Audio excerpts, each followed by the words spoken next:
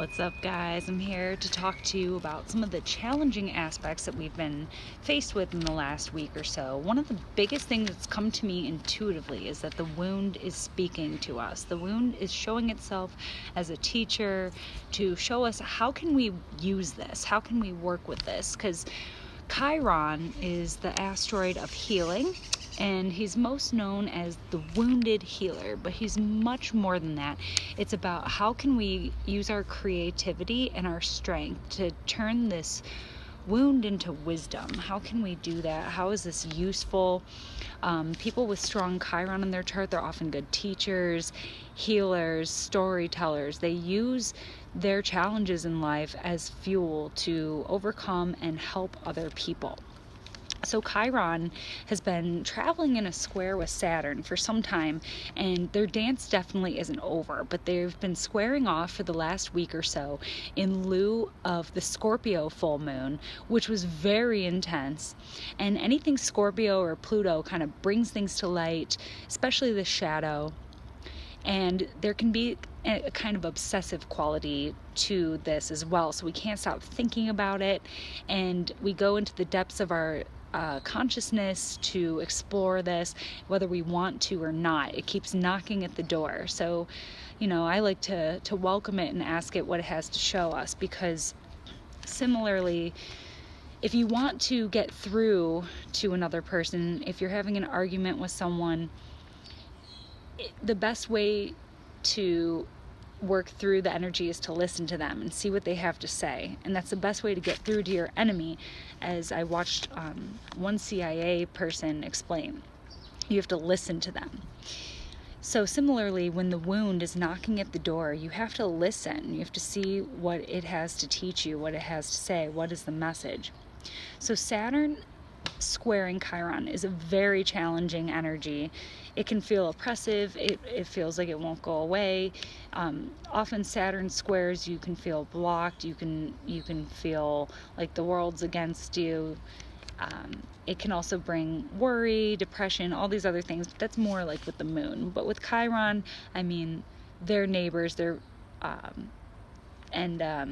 It's more about how can I use this, because Saturn's about structure, it's about reality, it's about limitation on one hand, but as I said in my other video, sometimes that same wall, which can be perceived as a limit, can also be supportive and protective. So how do we integrate this healing? How do we integrate this wounding experience into our structure that can help us to feel supported? How can I use this? How is this useful? Saturn is also a teacher too, but he's like the tough teacher. He's the taskmaster. He wants you to be responsible and disciplined and work hard for it. Jupiter is the teacher that blesses you with abundance, and you don't always have to work hard for it. Sometimes it's just there, it's a blessing. But with Saturn, you do have to work for it. But the rewards of Saturn are much more worth waiting for. So how do we use this energy to help us moving forward and support us moving forward in our future reality? So that's one thing that we've been working with. Another thing along the line of Scorpio and Pluto is we have Pluto in a square to Venus. And this, of course, is a very multidimensional topic. This energy, it can manifest itself in many ways. So just to give an idea, Venus is our values, it's our relationships, it's how we relate to one another, it's what we like. And Pluto is tenacious, it grabs on, it's obsessive, it's very power hungry, it knows how to get what it wants. So when you have Venus in a challenging square to Pluto, we can have love triangles. We can have themes of how I go about getting what I want. And you're going to have to be relentless. So with the square, there's a challenge. So this week we may be dealing, and this actually gets wrapped into the new moon next week, or this week. So we could be working with this energy for much longer. But it's like, if someone tries to stop you from getting what you want, are you going to fight for it? And you might have to fight for it. because as I said, the square is a challenge, and we just finished with a Venus retrograde. We got really clear about what we want. Venus is still in Aries. It's a very cutting kind of energy. On one hand, we can be very direct about what we want, but for people like me, who's a Libra, and Taurus people, this can be kind of a tough energy to deal with. I know that I've been, to be blunt, more of a bitch lately, and on one hand, it's great because I don't get to be all the time when I'm being my normal Libra self, but on the other hand, I'm kind of ready for it to pass. But what it has shown us all is how to be very clear about what we want and how to go after it. And now with the square to Pluto, we might get our first test about is it worth fighting for? Do I need to loosen my grip, or do I need to keep pushing for it? So we're going to have a challenge there. Pluto, Venus can also bring up where there's a shame or a violation in love. So at the worst manifestation, it can be, a sexual violation. It could be rape. It could be, people taking what they want without concern for the other person. So it's where we feel shame when it comes to love and relating, because Pluto is also very, very intimate relationships. So it has a lot to do with trust. So yeah, this is going to be happening for the next, especially this week, but it ties into the new moon. So again, we're going to be seeing this. Venus is also money. So that's going to be themes with money and power, themes of power and manipulation, and doing it for the positive, which, that's tough to do. How do I manipulate for the positive? But I mean, there's ways to, kind of arrange and visualize and try to make it happen without hurting other people. So it's how do I go about getting what I want? So that's something that we've been working with. Another tough energy that we've been dealing with is Mars has been out of bounds. And when Mars is out of bounds, when I say out of bounds, I mean out of the reach of the sun. So the sun goes up to 23 degrees and 27 minutes of Cancer for the summer solstice, and we get the longest day of the year. On the shortest day of the year, it goes back down to 23 degrees, 27 minutes of Capricorn. We get the shortest day of the year, the winter solstice. So when a planet goes by declination above or below 23 degrees and 27 minutes, it's out of the realm of the sun's domain. And the sun, of course, is the king of the solar system. So when a planet goes beyond the sun's reach, it's said to be behaving on its own terms, its own rules. It's a renegade. It goes to extremes. And this can be very positive or very bad, because there's no rules applying. So when Mars is out of bounds, it's all about acting on your passion, on your will, what you want. Mars is out of bounds in Gemini, and it will soon be moving out of bounds still into Cancer. And it's going to be there for the next month or so, through the end of June, I believe. So Mars out of bounds in Gemini is all about big ideas and not wanting to be put in a box, and wanting freedom and wanting to do whatever they want, because Gemini likes stimulus. It likes to buzz around. It's a social butterfly, wants to try all the flavors. You can't time it down. So we want to be free right now. And again, with the Venus still in Aries, it's like, I want what I want, and I want it now, and I'm not gonna put a filter on myself.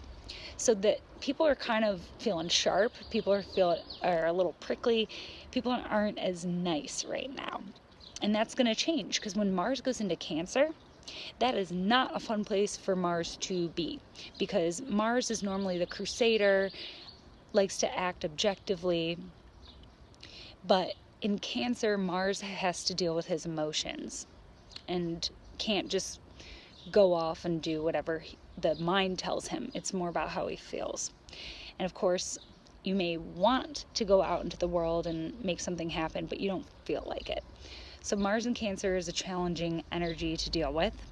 So conversely, like I said, how Libra and Taurus have been sharpened a little bit. So on the other hand, we'll soon be seeing Scorpio and Aries people be softened, because their ruling planet is going to go into an emotional, sensitive, watery sign. And Cancer's very focused on nostalgia and family and the tribe and the home. So we're going to see a big shift coming up in June when Mars changes signs into Cancer. And again, he's still out of bounds, so he's very fueled by his emotions and how he feels.